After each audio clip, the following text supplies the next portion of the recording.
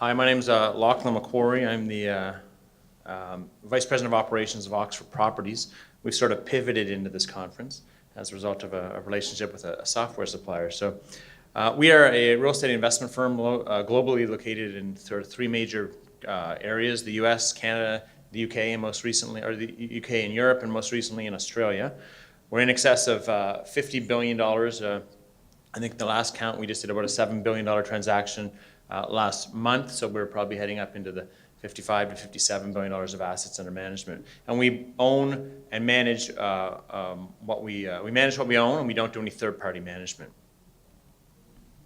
So I'm going to talk to you a little bit about smart buildings, and the term smart, really what it means and what it's meant is it's meant, buildings that operated using systems, and it's operated in that way for some time. So if you look back in time, the age of connectivity, building automation systems, we've really, as an industry in real estate, have spent lots of time figuring out how to optimize performance of our assets. As you see the evolution over time, you see the rise of the building automation systems, the building management systems, moving into sustainability and energy management, moving into the realm of WELL certification, which is about employee productivity. And today you start to see the dynamic co-working environment and sort of different operational models that impact the real estate that we deliver to our customers. And so when you start to think about that, we've gone from really a heavily operator-focused platform or environment to today where we start to talk about what's the role of the tenant and what's the role of the employee in the operation of that building. And so that's quite a significant shift over time. And if you look back at the typical systems that run a building and where we spent most of our emphasis, most of our time focusing on HVAC, lighting controls, access controls, telecommunication systems, largely most of those things didn't involve a user. They involved a computer or a system. And the notion that we could shift towards engaging with our customer and having a conversation about how they're impacted by our building is something that's really the part of the conversation we're going to talk about today. So what is a smart building? And a smart building is a building that utilizes all available data from building systems, sensors, and creates a dynamic environment that can automatically adapt to changing operational conditions and tenant behavior. And so there's three buckets we point out: connected buildings, the systems, the sensors, the IoT devices, the applications that run our buildings, into the realm of intelligence. So what do we have in terms of workflows, control, and command, bidirectional connectivity, and communication and collaboration amongst systems. And then finally, what can we do with those systems and intelligence to act on things? So how can we enable applications, alarms, and alerts for our employees who operate our assets? How can we predict maintenance in advance of something going wrong or in advance of a customer calling us? And how do we use more automation in the space of our buildings? We started our journey, in the smart building space probably about 6 years ago, and we kind of landed on two fundamental premises. The first of which was create customer experiences. We viewed that as a differentiator in the realm of commercial real estate. And the second one was more akin to the nature of much of the conversation of most of this conference, which was about driving operational efficiencies. And so when you look down the focus of customer experiences, productivity of customers, meet their technical needs within their space, create transactions that simplify their lives or create delight for the customer, and create a brand or a satisfaction that attracts and retains people to our buildings. That's how we make money, full buildings. And so we believed early on to our journey that was going to be the focus of our transformation. Candidly speaking, as we went through that process, we learned that the technology that supports the customer experiences didn't exist well within our industry. We have disparate systems. We have a huge amount of proprietary nature attached to it. We have a lot of analog components. So we're not different in many ways than the manufacturing plants that supply the oil and the gas or the pipelines and all the complexities that you deal with in the realm of operational challenges. On that operational side, we wanted to focus on efficiency, extending the life of our assets, avoiding future costs in the future. So how could we extend that life of the asset? And how can we enable our employees to provide better service? And so it's interesting along that journey, what we've found is that much of the discourse missed the point in many ways. It missed the point, and the quote is, it missed the point. It affords a rich opportunity to address the very human challenges of productivity, innovation, and well-being. We exist as a building, not for our customers to make money. We exist so that they can run their businesses. We make money through real estate. They make money through law and accounting and banking and retailing and distribution. So the nature of smart buildings, we were focused on the technology element of it, not the outcomes that it was supposed to drive. And so the journey of a digitally enabled building has evolved over time. And if you look at the left side of the equation is, the beginnings of buildings, which is BMS systems, back in the 1980s. Increased operational efficiencies, minimal cost benefits, little or no interconnectivity, limited analytics, latency in taking action because you didn't have the data. So really a slow process. And the nature of our assets was that most things didn't change very quickly. Moving on to today, where most of our industry is shifting, you're into what's called, in this higher revenue and cost benefits from operational efficiencies, the beginnings of customer conversations, tenant focus. And so in that space, where you're starting to see partial IoT, BMS integrations, energy subsystems, digital visibility of energy in real time, the nature of our systems, applications that are specific to subsystems, lighting controls, access controls, but starting to link them together. Where we're going is we're going down this digital twin-enabled environment, which is going to be about real-time efficient decision-making. And it's going to be about a deeper focus on why the customer is trying to drive or how they drive their business within the environment. And when we talk to CEOs in our world today, what they say is the single biggest challenge they face in their business, and you think it's going to be cybersecurity, you think it's going to be profit growth, or the competing asset classes that might be taking their jobs away, like Airbnbs in the hotel space. It's actually attracting and retaining great talent. And so if our buildings can enable productivity and well-being within the context of the four walls that exist, our customers will be more successful. And I can guarantee if our customers are more successful, that we are more successful. So that right-hand side, that digital twin-enabled environment, fully integrated solutions across data and applications, intelligence-driven decision support, driving higher asset value and revenue, and enabling business model transformation. That's where our industry is going, and it's a long journey. I would say that the building I'm going to talk about, called EY Tower, is probably somewhere in the middle today.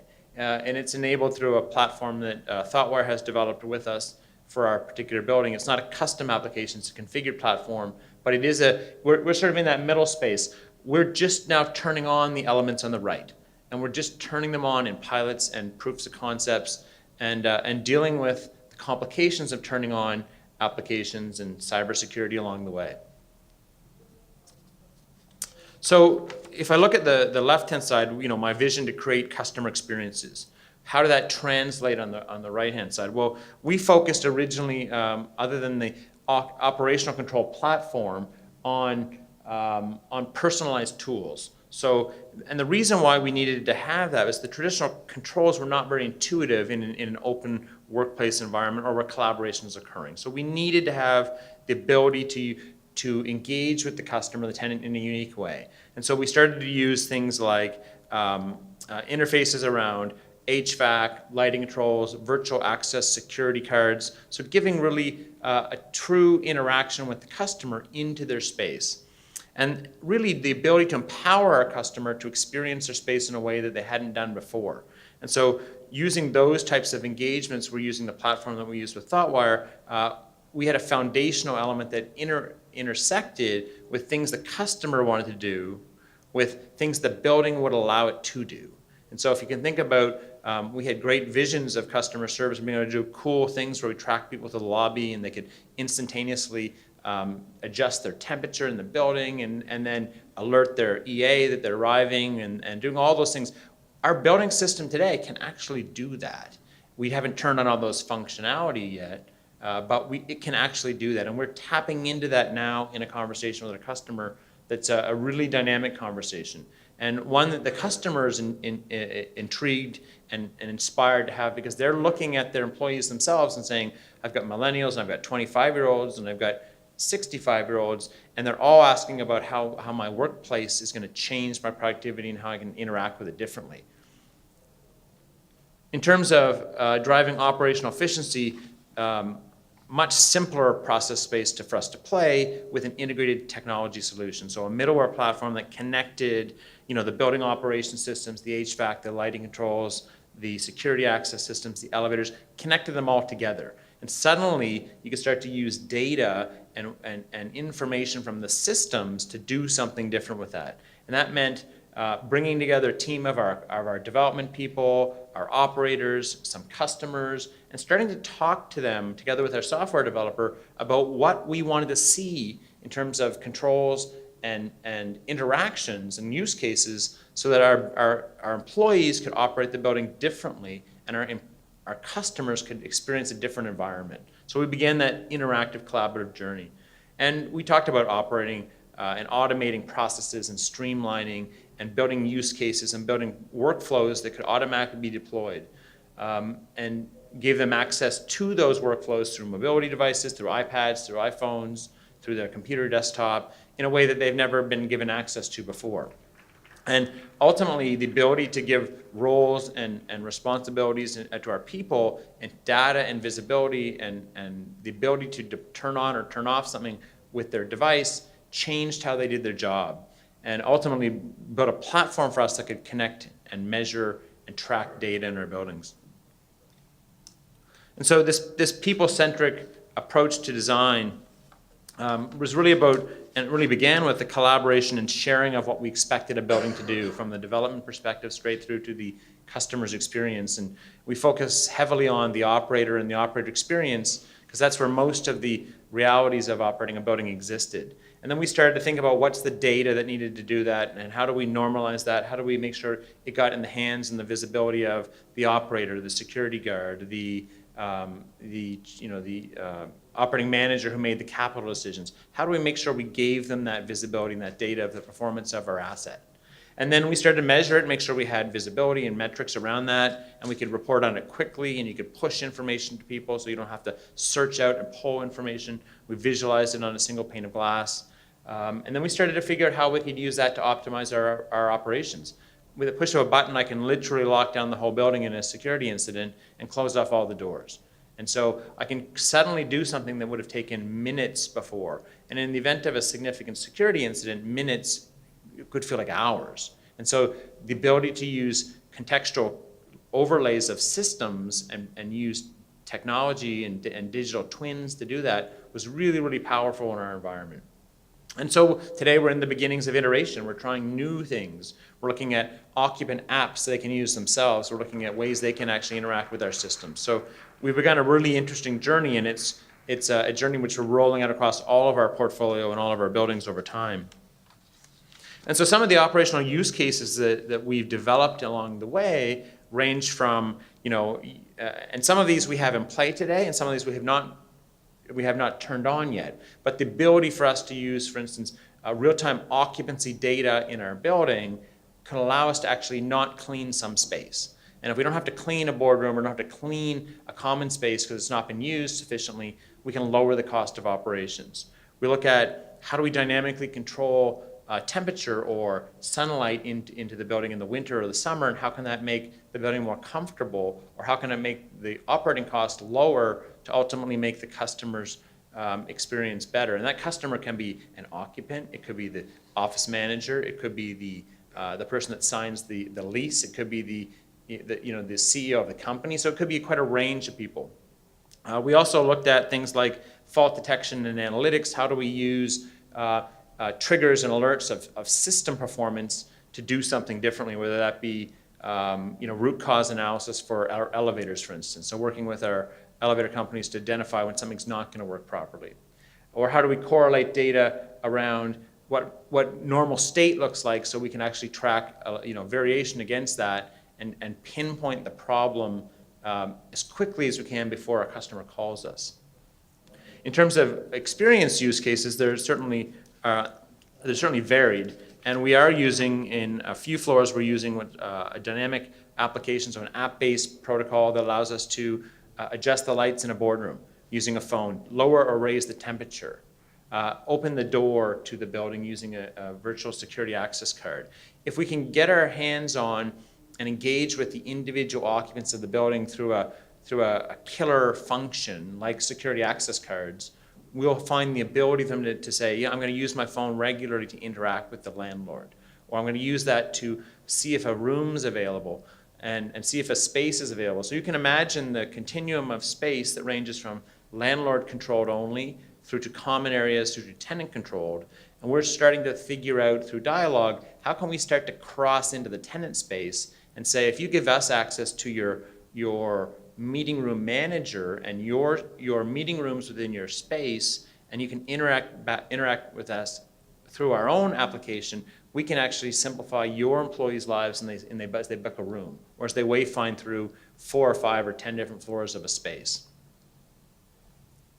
And so we did this through the platform that we're here with, Unthought Wire, and it's really it's a middleware platform that's essentially it's a digital twin, and it's a representation of the physical built environment. But it's not just information; it's actually contextual in the sense that you can both be reported on and controlled. So we can actually utilize the systems to actually go into the subsystems and adjust what we need to do.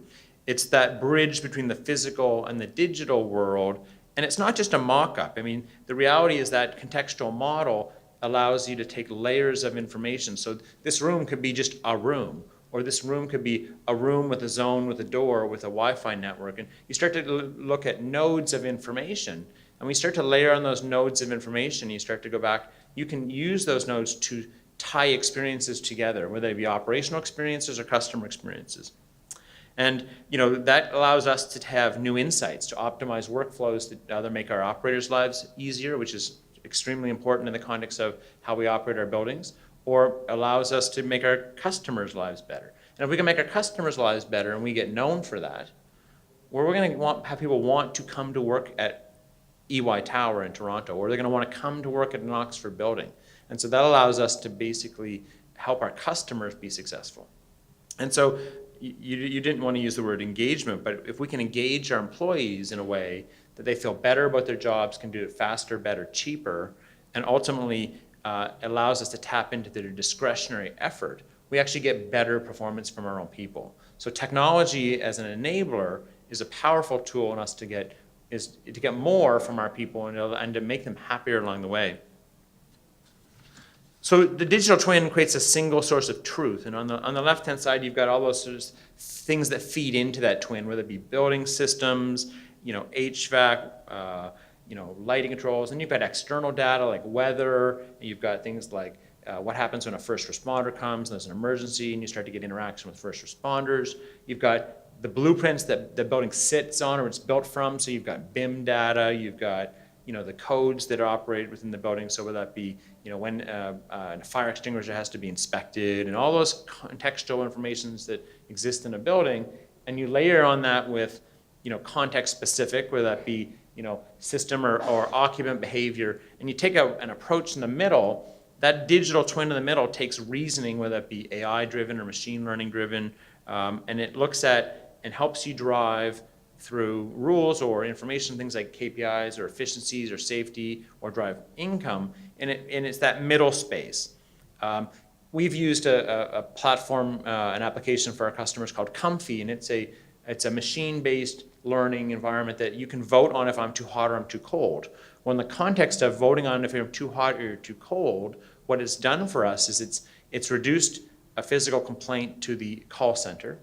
It's allowed you to feel engaged with the temperature you sit in. And if you're too cold, what our own research shows us is you're typically too cold in the summer. You're typically too cold when we're cooling our buildings. Well, if you're too cold and I'm paying for that cooling, why don't I reduce the cooling and lower your cost in the process and make you more comfortable? So if I can reduce the variability of your comfort range, ultimately you'll be happier, you won't complain about it, and when you do, because you're not happy with the exact temperature, you can actually adjust it. And so that gives us the ability, and that's an example of where that middleware technology changes the lives of our occupants.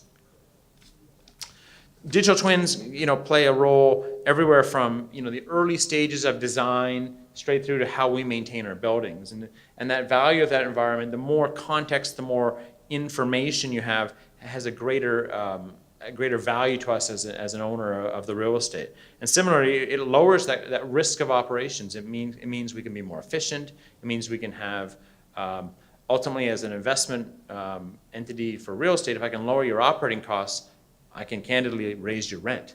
Not on the spot, but as you renew and you start to look at how do I extract value, I extract value through rent. And so if I can lower your costs relative to competitors, and you have one amount of money to pay us, I'll get it through rent, which is what passes directly through to the bottom line for us.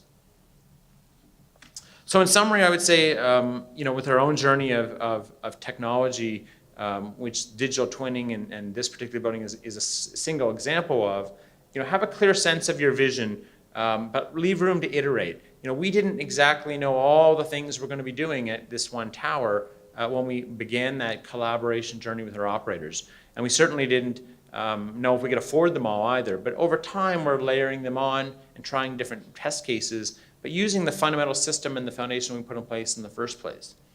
New technology like IoT, blockchain, they can be more attractive, but you have to know what to do with them. Candidly, there's very little use of certain elements of technology in our world, and it's pretty easy in general to fall in love with technology. Fall in love with the problem. Fall in love with what you're trying to solve, and you'll be far better off than solving it, jumping in and saying, this is my answer for something.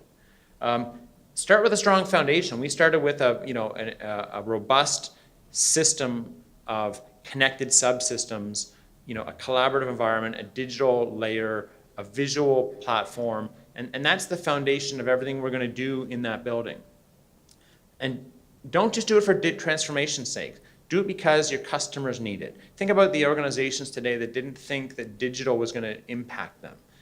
Airbnb, Uber. I mean, these are companies today whose fundamental business model has disrupted completely a traditional industry, whether it be taxis or the hotel industry. And so these are real. And so the comment today about maybe 10% of your business could be impacted by digital transformation, I wouldn't doubt that for a second. If you're a taxi driver, it's probably a lot more than 10%. So when you think about digital transformation, people are critical to every stage of that conversation, whether that be the original collaboration and identification of what we could do differently for our customer, for our operator, or for what the building might do tomorrow. It was always about a conversation with people, and that's the main lessons I would say I learned, and I'm going to pass it on to back to you, Mike, to get us going.